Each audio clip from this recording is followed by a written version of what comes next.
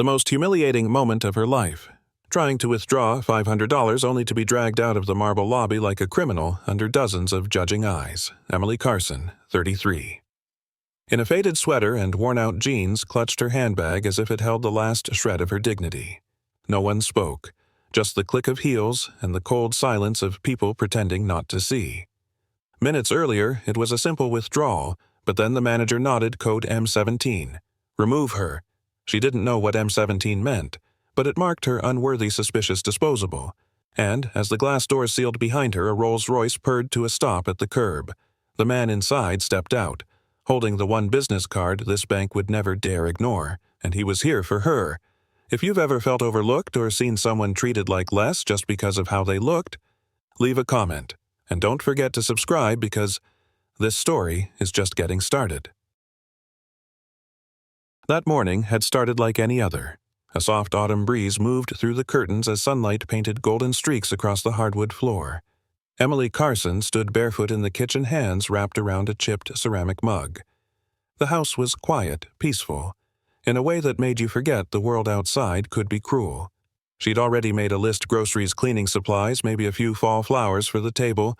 Nothing extravagant, just enough to make the house feel like home. Lucas had left early like most mornings. He was always polite, always kind, always busy. She never asked too many questions. He worked in finance, something global, he'd once said. Emily was content not knowing the details. She pulled on her old jeans, that soft oatmeal sweater she wore when comfort mattered more than looks, tied her hair back, picked up her worn leather tote. Just $500. Enough for what she needed. She didn't know it yet, but somewhere in the bank's back office her name had already raised a flag. And someone was about to decide she didn't belong. She left the house around 10 a.m. Keys in one hand, folded list in the other. The air outside was crisp, the kind that made you feel grateful just to breathe it in. Leaves chased each other across the sidewalk like children playing, and Emily smiled, reminding herself that peace could live in the smallest things. Her old sedan started with a cough, but it still ran fine. She didn't mind. It wasn't about what she drove or what she wore. She wasn't trying to prove anything. Just last week, Emily had stopped to help a woman whose shopping bags had torn open on the sidewalk. No makeup, tattered coat, trembling hands. People passed without a glance, but Emily knelt beside her, gathering cans and cartons, her voice calm, her smile warm. She didn't think twice. Didn't care what the woman looked like. She simply saw someone who needed kindness. That memory flickered now, not out of pride, but disbelief. How quickly the world judged her, for the same things she never judged others for. The bank was only 10 minutes away. First Boston National, tucked between a high-end cafe and a law firm with frosted glass windows. She'd been there before, always polite, always quiet. Never a problem. Today, she stepped through the towering glass doors like always. What she didn't know was that somewhere behind a polished mahogany desk someone had already decided she didn't look like someone who should have that kind of money. The lobby greeted her the same way it always did: cool marble floors, gold accents, and the faint scent of cologne that lingered in the air. Everything was quiet, efficient. The kind of place where voices stayed low and posture mattered. Emily walked up to the counter with a gentle smile. "Good morning," she said softly, handing over her debit card and ID. The teller, a young woman in a navy blazer, took them without much expression. Emily waited patiently. She wasn't in a rush, but something shifted. The teller's eyes flicked from the screen to Emily, then back again. Her polite tone tightened just slightly. "Just a moment, please." It wasn't what she said, it was how she said it. As if the transaction had suddenly become different. Emily watched her disappear into a side office. She didn't feel unsafe, not yet, but somewhere deep in her chest a quiet unease had just started to settle. The wait stretched longer than it should have. Emily shifted her weight from one foot to the other, glancing around the lobby as if someone might offer her a smile or an answer. But no one looked up. Then came the sound heels. Sharp, deliberate. The kind of sound that let you know someone was used to being listened to. Amanda Sterling emerged from the side office like she owned the floor beneath her. Tall, polished, every detail in place from her white blazer to the diamond studs in her ears. She didn't smile. Didn't introduce herself. Instead, she scanned Emily head to toe, slow, clinical. Then, with a voice both crisp and impersonal, "I understand you're requesting a cash withdrawal." Emily nodded, surprised by the formality. "Yes, just $500. Amanda's eyebrow arched just slightly. It was subtle, but in that moment Emily felt something shift. Not in the room in the way she was being seen. Emily took a deep breath as the glass doors closed behind her. The bank's lobby was quiet, but not in a peaceful way. It was the kind of silence that hummed with judgment, like a room holding its breath. She clutched the withdrawal slip in her hand. Just $500. That's all she needed. The teller had glanced at her twice, once at her ID, then at her sweater, as if both needed further verification. "I'll just need a manager to approve this," the teller said, tone clipped. Emily nodded politely, but her palms were starting to sweat. Around her, no one spoke. A man in a suit behind her shifted impatiently. The security guard stood straighter, and from an office behind the frosted glass a shadow moved. Heels clicked once. Twice. Then the door opened and Amanda Sterling walked out, back straight, smile sharp. Not a greeting, a measurement. Amanda didn't sit. She remained standing postured tall, hands folded neatly in front of her. $500, she repeated as if tasting the words. "And what will the funds be used for?" Emily blinked, confused. "Groceries. Household things. Nothing special." There was a pause. Not long, but just enough to make it awkward. Amanda tilted her head ever so slightly. "It's just that we've had a few issues lately. Fraud attempts. We're being extra careful." The way she said it wasn't alarming, not exactly, but it wasn't warm either. It felt like a test. Emily nodded politely, trying to keep her tone steady. "Of course. I understand." But inside something tensed. This wasn't routine anymore, and Amanda wasn't just checking boxes, she was assessing character, and somehow in her eyes Emily had already failed. Amanda turned to the teller, voice cool and clipped. "Please run a secondary verification. Full trace on source deposits." Emily looked between them, her fingers tightening slightly around the strap of her bag. "I'm sorry," she said carefully. "Is something wrong with my account?" Amanda didn't answer right away. She was watching the screen now, scanning numbers like they held secrets only she could read. Then, with a tone that almost sounded polite, "Your recent activity triggered a few flags. Large deposits followed by cash withdrawal requests. It's unusual." Emily felt her face warm. "I have more than enough in there. This isn't the first time I've." Amanda cut her off gently but firmly. "I'm sure it's all fine, but we have procedures." And just like that, Emily wasn't a customer anymore. She was a question mark, a maybe, a watch list, a problem to be handled. The teller returned, eyes lowered, whispering something to Amanda just out of earshot. Amanda listened, then nodded once. "Let's proceed with enhanced ID verification," she said louder this time. Emily's pulse quickened. Her voice still soft but firmer now. "I gave you my license, my card, everything you asked for." Amanda offered a closed-lip smile. "For most transactions, yes, but in cases like this we sometimes require proof of employment, or documentation explaining recent deposits." The words hit harder than expected. "Excuse me," Emily asked. But Amanda had already turned back to the screen, typing briskly, red nails tapping the keyboard like punctuation. No one else spoke. No one looked her way. The room, once neutral, now felt colder. Emily, steady just moments ago, shrank under the weight of silent judgment. Emily stood a little straighter. Her voice didn't rise, but something in it hardened. "I'm not applying for a loan. I'm not asking for special access, I'm just withdrawing my own money." Amanda didn't flinch. She didn't even look up. "I understand. But when deposits appear without clear employment documentation, we're obligated to verify." It was the way she said appear, as if Emily hadn't earned them, as if they'd simply shown up from somewhere suspicious.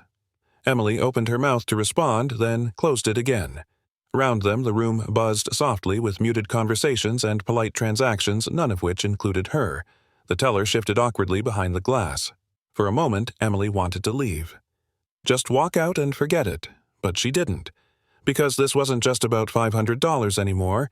It was about how easily someone could decide she didn't belong. She glanced around the lobby, hoping maybe someone had noticed. A look of sympathy. A smile. A raised eyebrow. But no one met her eyes. People moved around her, distracted, detached. She wasn't invisible. She was disregarded. Amanda turned back now, holding Emily's ID like it needed further examination. "I'll need to make a copy. Please wait over there," she said, gesturing toward a small seating area near the wall. Emily didn't move. "Why are you treating me like this?" she asked. Voice steady but low. Amanda blinked calm as ever. "I'm simply following protocol." But Emily could hear the subtext. This wasn't about rules. This was about a judgment already made, and now it was playing out like theater, one where she was the cautionary tale. Emily moved toward the chairs, but every step felt heavier, like each one pulled her farther from being a customer, and closer to being a suspect. She sat down slowly, hands still gripping the strap of her bag. Across the room, Amanda stood in conversation with two other staff members. They weren't whispering, but they weren't hiding either. Emily couldn't hear the words, but she saw the glances, the shake of a head, the unmistakable tilt of judgment. Her cheeks burned, not from guilt, but from something colder humiliation. She had followed every rule, but still she was treated like an outsider, and now with every minute that passed, her silence felt less like patience and more like surrender. The room had grown quieter somehow, or maybe it was just louder in Emily's head the way shame fills every corner of your thoughts when you're put on display. Then Amanda spoke again. This time her voice carried. "I'm seeing some irregularities," she announced, not to Emily but to the room. Heads turned. Not all at once, but enough to feel it. Large deposits followed by frequent withdrawal requests. Amanda continued. "These patterns can sometimes indicate fraudulent activity." The words landed like a slap. Emily stood up. "Are you accusing me of something?" Amanda didn't answer directly. She simply folded her arms, maintaining a practiced calm. "We're just being cautious." But everyone had already heard it. The implication, the label. And in that moment, Emily wasn't just embarrassed, she was branded. Emily's breath caught in her throat. For a moment she didn't speak because anything she said might crack under the weight of so many eyes. But then slowly she stepped forward. Her voice wasn't loud, but it was steady. "I've done nothing wrong. The money in that account is mine, fully legal, fully earned." Amanda didn't blink. "We're not saying otherwise. We're just following procedures." But Emily had heard enough of that word procedures. It no longer meant fairness. It meant excuse. She looked around again. No one stepped in. No one challenged the scene unfolding before them. It was just her, alone, in a room full of people who saw but chose not to see, and somehow that hurt even more than Amanda's words. Emily felt something shift inside her. Not panic, not shame. Anger, quiet, focused, and cold. She took a slow breath, not to calm herself, but to stay in control. "I don't need to prove my existence," she said. "I gave you everything you asked for. My ID, my card, my time. That should be enough." Amanda tilted her head slightly unmoved. "Ma'am, I'm going to need documentation of employment source of funds and a secondary ID." Emily stared at her. For a $500 withdrawal, Amanda didn't answer. The teller avoided her gaze. A security guard near the entrance shifted his weight closer. Emily suddenly understood. This wasn't a misunderstanding anymore. This was a decision, and it had already been made. Emily didn't move. For a second, even breathing felt like effort. She looked at Amanda, really looked. The immaculate suit, the icy tone, the eyes that had already categorized her and moved on. And then she looked at herself. Same person, same body, same bank card. But now, somehow less worthy. "I'm not a threat," she said more to the room than to Amanda. "I'm not a number you have to double-check. I'm a human being standing in front of you asking for nothing more than respect." Amanda's voice came calm, flat. "If you can't provide the documentation, I'll have to ask you to leave the line." Emily's hands trembled. Not from fear, from the weight of disbelief, because in a place that promised security she had never felt more exposed. Emily stepped back from the counter, her heartbeat loud in her ears. She could feel them now, the stares. Some curious, some indifferent. None kind. "I'd like to speak to someone else," she said quietly.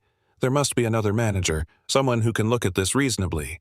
Amanda's lips curled into the faintest smile. "I'm the branch manager, and this is my decision." At that moment, something in Emily gave way. Not her strength, but her belief that reason could fix this. She looked down at her hands, still clutching the strap of her bag like it might anchor her to the ground. She had come here to do something simple. Instead, she was being treated like she didn't deserve to exist inside these walls. And now it was no longer just humiliating. It was deeply, unmistakably cruel. Amanda didn't raise her voice. She didn't have to. "Security," she said, turning slightly. "Please escort this woman from the premises. She's become disruptive." The words echoed.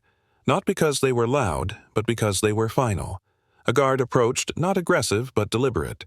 He didn't look at Emily like a person. He looked at her like protocol.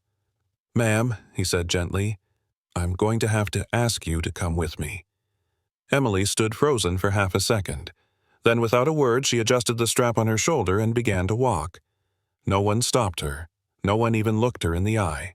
And as she crossed that polished marble floor past chandeliers and quiet stairs, all she could feel was the sound of everything inside her going silent. Outside, the air hit her like a slap, cool, sharp, and too bright. Emily paused just beyond the glass doors, her breath catching. She hadn't cried inside. She wouldn't give them that. But now, out here among strangers who didn't know what had just happened, she felt the sting behind her eyes begin to burn. She pulled out her phone with shaking hands, searching for a name that felt safe. Lucas. Straight to voicemail. Of course. She stood there alone on the sidewalk surrounded by people rushing past. Nobody noticed the woman who'd just been quietly broken in a room full of velvet and marble.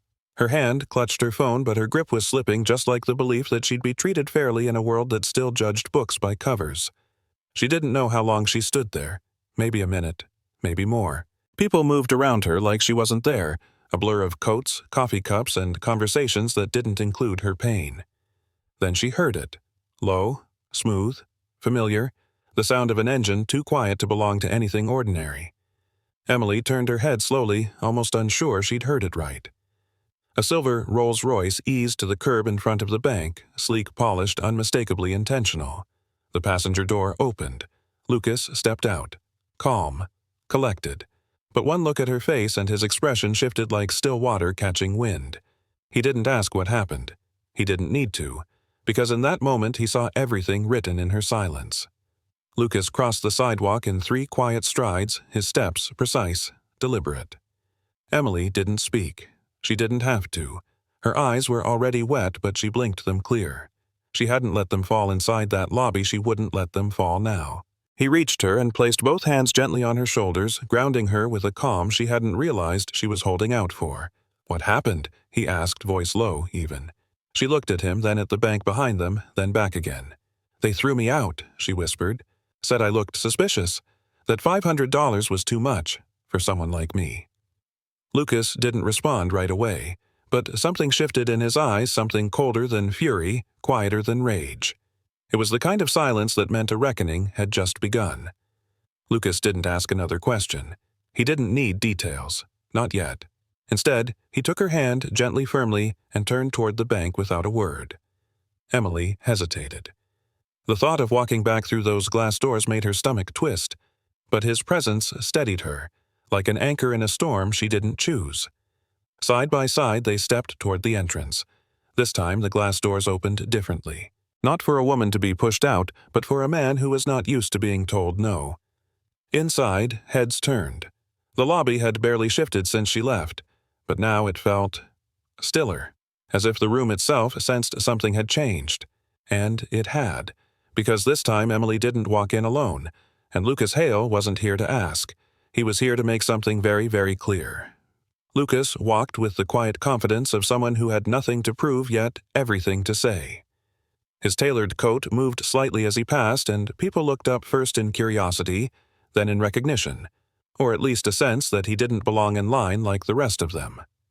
Emily walked half a step behind, not out of fear but still carrying the weight of what had happened just minutes earlier. At the counter, the same young teller looked up and froze for a split second. Her eyes widened, voice catching. "Good afternoon, sir. Can I help you?" Lucas gave a polite nod.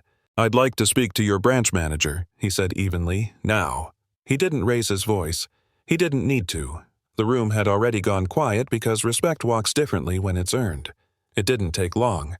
Amanda appeared from the hallway, her heels sharp against the marble eyes scanning the room with the same authority she'd used earlier.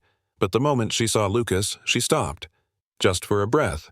Not long enough for most to notice, but long enough for Emily to catch it. Recognition, followed by hesitation, and beneath that fear barely masked by professionalism. "Mr. Hale," Amanda said, tone suddenly softer. "I wasn't aware you were—" Lucas didn't let her finish. "I believe you spoke with my wife earlier." Amanda's lips parted, but no words came. Because she recognized him not just as a powerful client, but as someone she once knew. Years ago, before titles and power, they had stood on opposite sides of a deal. She had dismissed him then, and now the past had walked back in holding her judgment in his hands. This wasn't just a mistake anymore. It was history returned with consequences. Amanda cleared her throat, posture still straight but voice less certain. There were some irregularities in the account. We followed protocol. Lucas didn't blink. Protocol, he repeated. Is that what you call humiliating a woman in public, denying access to her own funds? A few heads turned. The lobby wasn't silent, but it was listening, closely. Amanda took a small step forward, trying to regain ground. I wasn't aware she was your wife. If I had known, Lucas cut in calm but sharp. That's the point. You didn't know, and yet you decided she didn't belong, that she wasn't enough. Amanda looked down for a fraction of a second, and in that flicker the balance of power in the room quietly completely shifted. Lucas didn't raise his voice. He didn't need to. The room was already quiet, drawn in by something weightier than volume presence. He looked at Amanda, steady. My wife is one of the kindest, most capable people I know. She didn't walk in here asking for special treatment. She asked for respect, and she was denied that. Amanda's jaw tensed, eyes flickering to the floor, then back to him. There was no intention to disrespect. But there was impact. Lucas interrupted, voice even, and that matters more. Behind them, the atmosphere shifted. Tellers paused mid-transaction. Clients looked on not with judgment, but with awareness. Something real was unfolding here. And in that moment, for the first time, Emily wasn't the one being watched. Amanda was. Amanda tried to speak again, but the words faltered. I truly didn't realize Lucas didn't move. He simply met her eyes. If she had worn heels and a designer bag, would she have been treated differently? Amanda opened her mouth, closed it. There was no safe answer. Not anymore. Emily stood beside him now, not shrinking, not apologizing, just present, whole. Lucas reached into his jacket and pulled out a slim, black wallet. From it, he retrieved a single card. Nothing flashy, no logo, just a name embossed in silver. He placed it on the counter. The teller's eyes widened. Amanda's face paled. Because now they knew. They hadn't just profiled a customer, they had profiled the wife of the man who signed their paychecks. Amanda's hand hovered over the counter as if she might reach for the card, then thought better of it. Her voice, once sharp and confident, was now hushed. Mr. Hale, I had no idea this account was connected to Lucas, cut her off not with anger, but with precision. I don't need you to know who I am. I needed you to respect who she is. Silence. Pure, dense. No apology could bridge what had just unfolded. Not in front of the staff, not with the clients still watching. Lucas turned to Emily. Would you like to finish your withdrawal? Emily didn't answer. She didn't need to, because in that moment what she needed wasn't $500, it was this to be seen and to finally be treated like she belonged. Amanda didn't speak again. She didn't need to. Her silence was louder than any justification. She stood, stiff eyes lowered, while Lucas gently took Emily's hand and turned away from the counter. No one clapped. No one moved. But something in the room had shifted irreversibly. As they walked toward the door, the same clients who once looked past Emily now parted almost instinctively. Not out of fear, but out of recognition. Recognition that something had just been restored, not just a bank account, but a person. At the threshold, Lucas paused and glanced back. His voice was calm, low. In case you're wondering, she could have withdrawn $50,000. The account would have handled it just fine. Amanda blinked. She remembered now. The Hale Fund. A quiet force behind countless education programs and housing grants. She had once rejected their application lacked sufficient prestige, she'd said. She hadn't known it was Emily. She hadn't cared to know. And now, standing in silence, she saw the irony for what it was, not just poetic justice, but accountability in its most personal form. And with that, they walked out into the light, but this time not empty-handed. The door shut softly behind them. No drama, no slammed exits, just two people stepping back into the world. One a little stronger, the other a little prouder. The autumn air hadn't changed, but Emily had. She wasn't just the woman in the faded sweater anymore. She was the woman who had faced quiet cruelty and didn't crumble. Lucas opened the car door without a word. She slid into the soft leather seat, glancing once more at the bank behind them. Through the window, Amanda sat motionless in her office, alone. Emily didn't feel anger, not anymore, just clarity. Some lessons cost money, others cost reputation. But the ones that last cost pride. And somewhere deep inside, Emily knew that wasn't the end of her story. It was just the end of a chapter. The car moved quietly through the city, the hum of the engine steady, almost like a heartbeat. Neither of them spoke for the first few minutes. Lucas kept his eyes on the road, one hand on the steering wheel, the other resting gently atop hers. That small touch said more than words ever could. Emily stared out the window, watching familiar streets blur into new meanings. It was strange how the same city could feel different after a moment like that. Like the sidewalks had witnessed something. Like even the trees knew. She finally broke the silence. Did I overreact? Lucas glanced at her soft smile, touching the corners of his lips. You didn't overreact. You endured, and in that quiet exchange, something fragile began to mend itself, not loudly, but with every mile they left behind. Lucas turned the car toward a quiet neighborhood cafe, small, tucked behind ivy-covered walls, the kind of place that didn't need a sign because people only found it when they needed it most. I figured you didn't really want flowers right now, he said gently, easing into the parking space. But, maybe, coffee and something sweet. Emily looked at him, really looked, and for the first time that day, her shoulders relaxed. I could use something warm, she whispered. He opened her door for her like always. No theatrics, no grand gestures, just the simple rhythm of care that had made their life together feel safe even on the worst days. As they stepped inside the cafe, the bell above the door chimed softly, and just like that, the world didn't feel cruel anymore.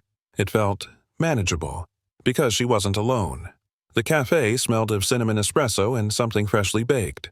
Emily slid into the corner booth, fingers wrapped around the warmth of her mug before she even took a sip. Across from her, Lucas didn't rush. He simply watched her like he'd done for years, patient present. There was no mention of the bank, no need. Instead, he reached for the tiny honey jar on the table, stirred a spoonful into her tea, the way she liked it, just enough to take the edge off.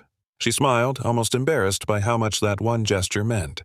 The world outside kept spinning. Phones rang, cars passed. But in this quiet corner, something inside her finally exhaled. And in that moment she realized the day hadn't been ruined. It had just shown her where she truly belonged. After lunch, they didn't rush home. Lucas took a detour through the park where Emily liked to walk in early spring when the cherry trees bloomed in clusters like clouds. Today, it wasn't spring. The leaves had begun to turn burnt gold and russet edges curling in the wind. But somehow, it felt just as right. They walked slowly. No need for words. Emily let herself feel the weight of what had happened, not to relive it, but to gently fold it up and put it somewhere it couldn't bruise her anymore. As they reached a bench under a maple tree, Lucas handed her a folded receipt. She raised an eyebrow. "What's this? A reminder," he said. "Of what you came for this morning. Groceries." She laughed, soft and honest. And just like that, the ordinary became sacred again. Emily held the small receipt in her hand like it was something precious. $497.85. A list of ordinary things, groceries, a scented candle, a bouquet of wildflowers. But now, every line meant something more. It wasn't just what she bought, it was what she reclaimed. Her sense of self, her right to exist softly, simply without explanation. Lucas reached into the paper bag and handed her a peach. She bit into it, juice running down her fingers. She laughed again, really laughed this time. "I forgot how sweet these could be," she said. He smiled, brushing a strand of hair from her cheek. "Sometimes life surprises you, even after a bitter morning."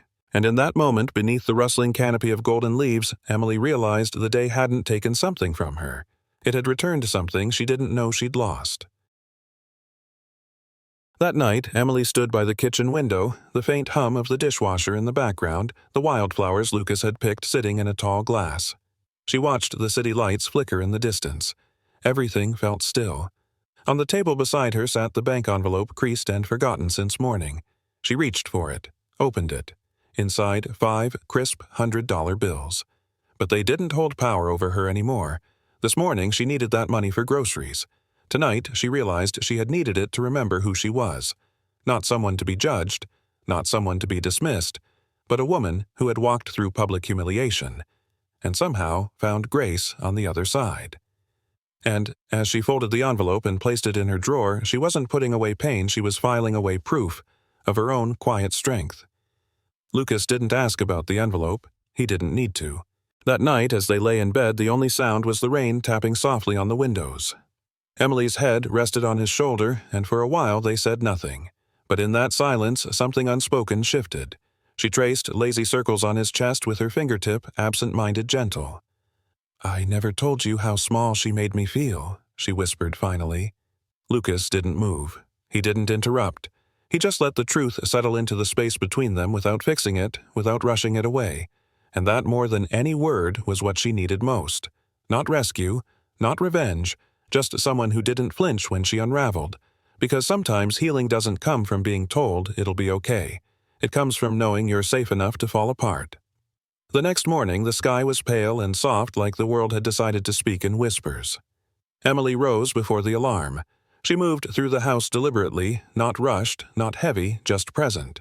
She brewed coffee this way she liked it, added a splash of oat milk, and stood by the window watching the steam rise.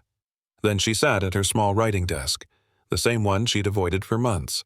She pulled out a fresh sheet of paper, and after a pause wrote just one sentence at the top. "What I know to be true." She didn't write about the bank. She didn't write about Amanda Sterling. She wrote about dignity, about ordinary courage, about the strength it takes to stay soft when the world expects you to harden. And, as the ink dried, she realized this story wasn't about what happened to her. It was about how she decided to live after. Later that afternoon, a plain envelope arrived by courier. No bank logo, no return address, just her name written neatly in pen. Inside, a letter from Amanda Sterling. It wasn't printed. It wasn't polished. It was handwritten, raw, uneven, apologetic. Amanda didn't ask for forgiveness. She didn't try to justify. She simply said, "I saw the worst of myself that day, and you reminded me of the kind of person I want to become." Emily sat in silence for a long time. She didn't cry. She didn't smile. She folded the letter gently and placed it in the same drawer as the bank envelope. Not because she needed to remember the pain, but because she never wanted to forget the grace that came after. And that day, the woman they tried to humiliate taught an entire system what it means to bow. Months have passed since that day at the bank. The flowers on Emily's dining table have changed with the seasons, but one thing has stayed the same. She walks into every room now without shrinking, no longer needing proof, no longer asking permission to belong. And though she never returned Amanda's letter, she kept it. Not as a trophy, not as a warning, but as a reminder that sometimes the real victory isn't public, it's personal. The kind where you rebuild quietly, intentionally, until your presence no longer asks for respect, it commands it. And if you've ever been underestimated, if you've ever been made to feel small, let this be your sign grace is louder than pride. And sometimes the softest voice tells the strongest story. If this moment stayed with you, drop your thoughts in the comments. And if you're ready for more stories where justice meets heart, hit subscribe, because this story was just the beginning.